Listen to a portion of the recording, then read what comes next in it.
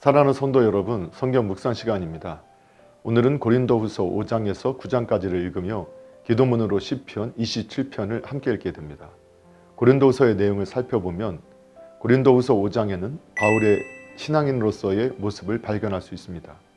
첫째, 그리스도의 사랑의 강권함을 받고 그리스도 안에서 새로운 피조물이 된 바울의 모습이 그려져 있습니다. 둘째, 하나님께서 이미 당신의 아들을 희생시킴으로 인해 먼저 화목의 손길을 내미셨기 때문에 그 아들을 믿는 것이 하나님과 화목한 유일한 방법이라고 증거한 하나님의 사신으로서의 바울의 모습이 제시되어 있습니다. 셋째, 장차 그리스도의 심판대 앞에 설 때 결코 부끄러움을 당하지 않기 위해서 사나 죽으나 하나님과 성도들을 위해 자신의 발걸음을 옮긴 성도 바울의 모습이 제시되어 있습니다. 이와 같은 바울의 모습은 시공을 초월한 모든 성도들이 마땅히 본받아야 할 바람직한 성도의 모습입니다. 고린도후서 6장의 내용은 크게 세 부분으로 나누어집니다.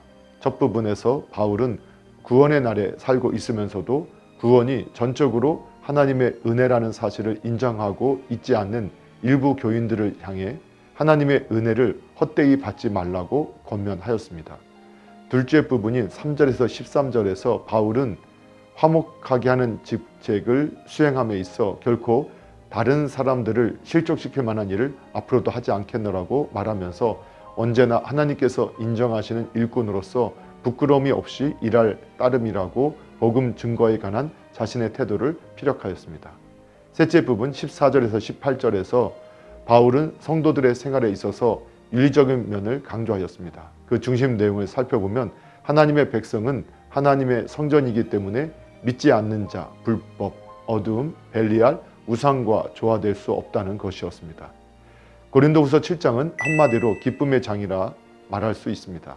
왜냐하면 바울의 가슴 아픈 방문 이후에도 마음의 문을 굳게 닫고 있던 고린도 교인들이 디도를 통해 바울의 준엄한 편지를 전해받고 자신들의 잘못을 회개함으로 인해 걱정과 근심 속에 있던 바울에게 기쁨을 전해주는 장면이 7장에 기록되어 있기 때문입니다. 바울은 7장에서 이처럼 고린도 교인들이 회개하게 된 이유에 관하여 그들이 하나님의 뜻대로 근심하였기 때문이라고 설명하였습니다.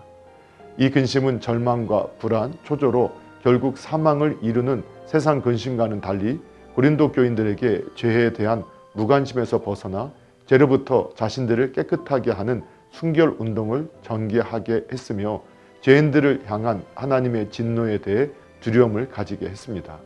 그러므로 우리는 7장에서 참된 기쁨은 오직 죄에 대한 회개를 통해서만 누릴 수 있으며 형제의 영혼에 대한 우리의 근심은 이러한 회개를 초래하게 한다는 사실을 교훈으로 얻을 수 있습니다. 고린도서 8장에는 예루살렘의 성도를 구제하는 일에 다시 힘을 내라는 권면의 내용이 나옵니다. 첫째, 그는 마게도냐 교회가 어려운 가운데서도 풍성한 헌금을 한 사실을 교회에 알려 그들도 헌금에 기꺼이 동참하기를 권고했습니다. 그런데 바울은 그 헌금의 목적이 내가 여유가 있을 때 타인을 돕고 타인이 여유가 있을 때 내가 도움을 잇는 상호 부조의 정신에서 비롯되었음을 강조하였습니다. 또한 이 일은 이미 예수 그리스도께서 우리를 위해 십자가에서 본을 보이신 것을 따라갈 뿐이므로 성도들이 마땅히 실천해야 할 덕행이지만 바울은 명령하지 않고 다만 권고할 뿐이라고 말했습니다.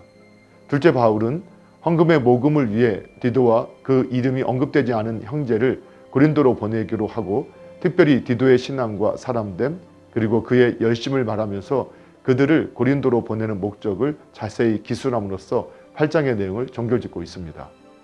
오늘날 우리 사회에도 많은 명목의 모금을 위한 캠페인을 열고 교회는 교회 나름대로 구제를 위한 여러 형태의 헌금을 강조하고 있습니다.